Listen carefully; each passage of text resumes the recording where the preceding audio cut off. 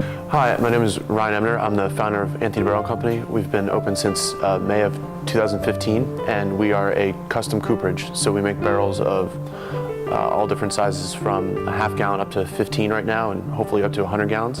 And the goal is to provide anyone with any sort of aging vessel for their flavoring and distilling interests.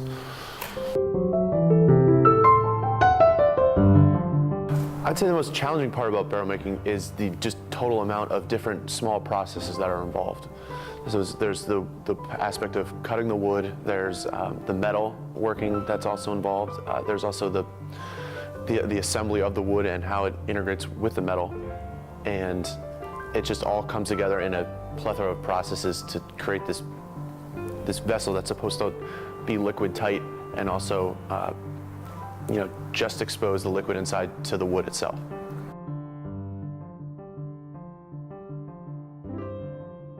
I wanted to become a cooper because I loved the whiskey industry, and it seemed to me that if there was going to be a craft industry coming up around Pennsylvania and the Mid-Atlantic area, that there should be a matching unique perspective to the barrels that they are provided.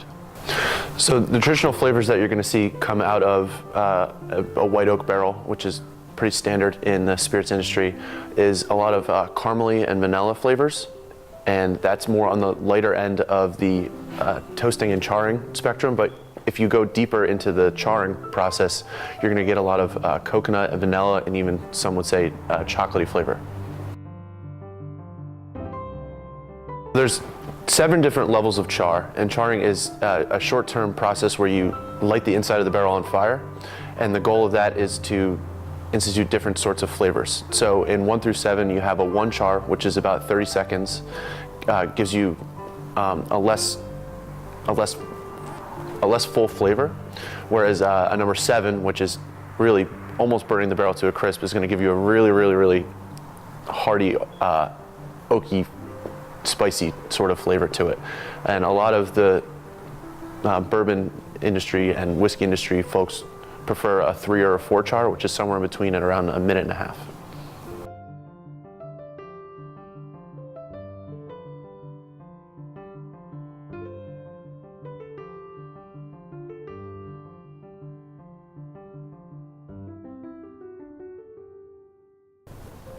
Sometimes I get asked, what char number am I going to, and how do I know when I get there? And the biggest indicator beyond the time involved is the way that the wood reacts to the charring. So if you look inside, there's throughout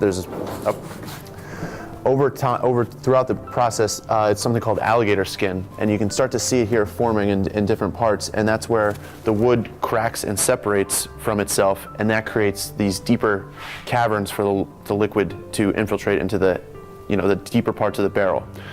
And that's what provides a whole lot more flavor and just like that deeper, richer wood flavor, in addition to the idea that the char is getting thicker and thicker as you continue to burn it.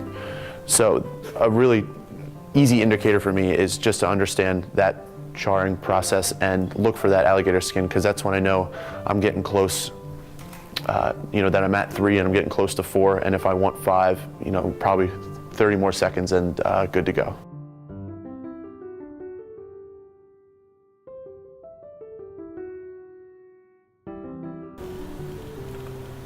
My name is Max Pfeffer. I'm the Director of Operations here at Manatawny Stillworks. I've been here since the beginning, and we've been operating for almost 5 years now. So Manatawny is a Lenape name. It's the name of the creek that runs through Pottstown. And actually when it translates, means the place we meet to drink. So that became a pretty obvious thing to name ourselves after. So when it comes to whiskey, most whiskey barrels are made from white oak, and where that white oak comes from will make a big difference. So if it's American oak versus French oak, but if it's oak from the Ozarks or oak from Minnesota or oak from Pennsylvania, each of these will have a different influence on the whiskey. So when I have 2 barrels and I put the same liquid in at the same time and keep them in the same place for the same amount of time, you'll still get two different whiskeys out, because to me a barrel is like a fingerprint and each one is unique. So all whiskey, or at least American whiskey barrels, are always charred, and the charring plays a pretty important role in the process. A couple things it does is, one, when you char the inside of a barrel, you're creating a layer of charcoal, and the charcoal will act like a filtration process and help filter out some of the things you want to get rid of in the whiskey.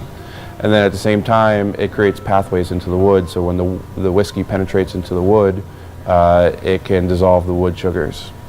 And that's what gives you the vanilla, the oak, the color, the tannins that you're looking for in a whiskey.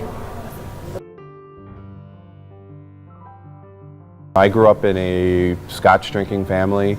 Some of my fondest memories as a not a kid, but as a, let's say, a young adult, was over a course of the Christmas weekend, Christmas Eve, Christmas Day.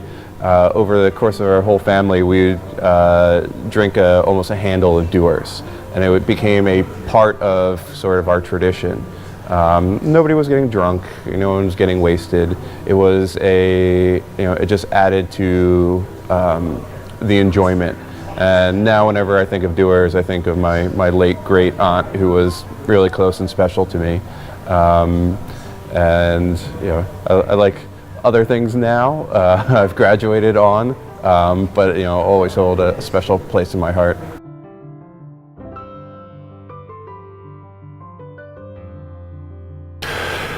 So when I think of my favorite spirits, not only do I think about the people that I work with, but I also think about the experiences and the different people that I've